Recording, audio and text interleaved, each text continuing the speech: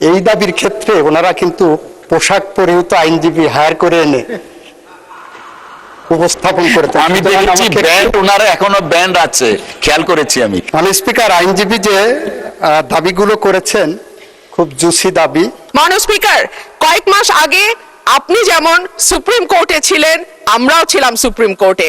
আপনি আমাদের সমস্যা যেভাবে যত কাছের থেকে দেখেছেন, এই সমস্যার ভেতর দিয়ে আপনি গেছেন, আমরাও কিন্তু সেই একই সমস্যার ভেতর দিয়ে এখন যাচ্ছি। মাননীয় স্পিকার, আমি 1 টাকা বাজেট অনুমোদনের জন্য বলছি এ কারণেই যে 2025-26 সালে বিচার বিভাগের জন্য বরাদ্দ ছিল 2015 কোটি টাকা, যেটি জিডিপির 0.03% কাছাকাছি। এইবার এটি বেড়ে হয়েছে 2187 কোটি 58 লক্ষ টাকা।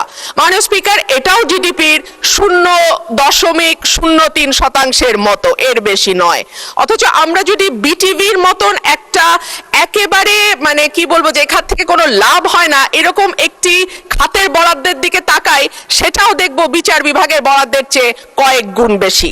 মাননীয় স্পিকার, আমরা যদি আইনের শাসনের কথা বলি, ন্যায় বিচারের কথা বলি, সকলের জন্য সমান অধিকারের কথা বলি, সেটা একটা সুষ্ঠু বিচার বিভাগ না থাকলে সম্ভব হবে না। এখন পর্যন্ত পেন্ডিং মামলার সংখ্যা 50 লক্ষের উপরে, অর্থাৎ মামলা জট একটি বড় সমস্যা। বেঞ্চ এবং বারের অধিকার যদি আমরা রক্ষা করতে না পারি, আমরা দেশে আইনের শাসন কখনোই প্রতিষ্ঠা করতে পারবো না। মাননীয় স্পিকার, কয়েক মাস আগে আপনি যেমন সুপ্রিম কোর্টে ছিলেন, আমরাও ছিলাম সুপ্রিম কোর্টে। আপনি আমাদের সমস্যা যেভাবে যত কাছের থেকে দেখেছেন, এই সমস্যার ভেতর দিয়ে আপনি গেছেন, আমরাও কিন্তু সেই একই সমস্যার ভেতর দিয়ে এখন যাচ্ছি।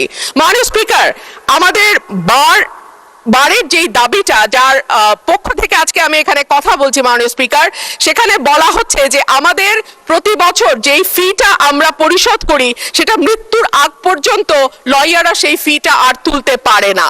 কিন্তু দেখা যায় বহু লয়ার শেষ জীবনে অসুস্থ হয়ে গেছেন, প্র্যাকটিস করতে পারছেন না, আদালতে যেতে পারছেন না, কিন্তু তাদের মানবেতর জীবন যাপন করতে হচ্ছে।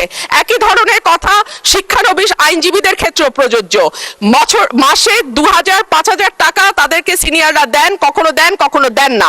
তাদের সকলের জন্য মাননীয় অসংখ্য ধন্যবাদ মাননীয় সদস্য। মাননীয় আইন, বিচার ও সংসদ বিষয়ক মন্ত্রী জনাব আসাদুজ্জামান, ধন্যবাদ আপনাকে।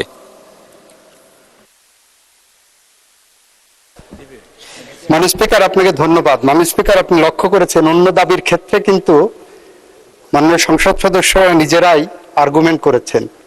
এই দাবির ক্ষেত্রে ওনারা কিন্তু পোশাক পরিহিত আইনজীবী হায়ার করে এনে উপস্থাপন করেছেন। আমি দেখেছি ব্যান্ড, ওনারা এখনো ব্যান্ড আছে, খেয়াল করেছি আমি। সুতরাং আমাকে একটু রয়েস হয়ে বুঝে শুনে উত্তর দিতে হবে মাননীয় স্পিকার। মাননীয় স্পিকার, আইনজীবী যে দাবিগুলো করেছেন খুব জুসি দাবি, খুব ভালো দাবি, খুব জনপ্রিয় দাবি, কিন্তু ছাঁটাই প্রস্তাবের রুলস অফ প্রসিডিওরের 118 অনুচ্ছেদের 118 বিধিতে যে পেরিফেরি করে দেওয়া হয়েছে, সেই আলোকে করা হয়নি বলে এটা মিসকনসেপ্ট আর্গুমেন্ট। সুতরাং এই আর্গুমেন্ট আমি গ্রহণ করতে পারছি না মাননীয় স্পিকার। মাননীয় স্পিকার, মাননীয় বিরোধী দলের সংসদ সদস্যদের মধ্য থেকে 2 ধরনের দাবি এসেছে। একজন সদস্য যিনি নীলফামারী থেকে নির্বাচিত, উনি বলেছেন এই বরাদ্দ অনেক বেশি হয়ে গেছে, সুতরাং সেই কারণে 1 টাকায় কমানো হোক। আর একজন সদস্য মিস্টার মুজিবুর রহমান বলেছেন এই দাবি অনেক কম হয়ে গেছে, সুতরাং 1 টাকায় কমানো হোক। আমি বাণিজ্য মন্ত্রীর সাথে কণ্ঠে কণ্ঠ মিলিয়ে বলতে পারি, একটা ফু দিয়ে দেন, তাহলে 1 টাকা দিয়ে গোটা আইন বিভাগ চলবে। অথবা বিকল্প হিসেবে বলতে পারি, 1 টাকা দিয়ে যদি আইন বিভাগ চালানোর জন্য বলা হয়, তাহলে যেভাবে চলবে, তাহলে আমার বিচার বিভাগ দরকার নাই, আইন বিভাগ দরকার নাই, এটা একটা পুলিশি রাষ্ট্র হয়ে যাক। তাহলে বিচার বিভাগের তো 1 টাকা দিয়ে চালানো সম্ভব না বর্তমান বাস্তবতায়। সেই প্রেক্ষাপটে মাননীয় স্পিকার, 118 অনুচ্ছেদের 118 বিধির 5টা ডায়াগ্রাম করলে 5টা 118 বিধির ক অনুচ্ছেদে ডায়াগ্রাম করলে 5টা ইনগ্রিডিয়েন্টস পাওয়া যায়। তার একটা হলো, আমরা যে কারণে যে নীতিতে এই প্রস্তাবনাটা করেছি, এই প্রস্তাবনাটা ওনারা মানতে চাচ্ছেন, এই নীতিটা ওনারা অনুমোদন করছেন না। দ্বিতীয়টা হলো, নোটিশ প্রদান প্রকারীকে সুস্পষ্ট ভাষায় নীতির সকল দিক আলোচনা করতে হবে। তৃতীয়ত হলো নির্দিষ্ট বিষয়ের মধ্যে সীমাবদ্ধ থাকতে হবে। চতুর্থত পঞ্চমত হলো বিকল্প নীতি অনুসরণের পরামর্শ দিতে পারেন ওনারা, কিন্তু ওনারা 1 টাকায় কমিয়ে 1 টাকা দিয়ে গোটা আইন বিচার বিভাগ কিভাবে চালানো সম্ভব সে ধরনের বিকল্প নীতি আমাদের সামনে উপস্থাপন করেননি মাননীয় স্পিকার।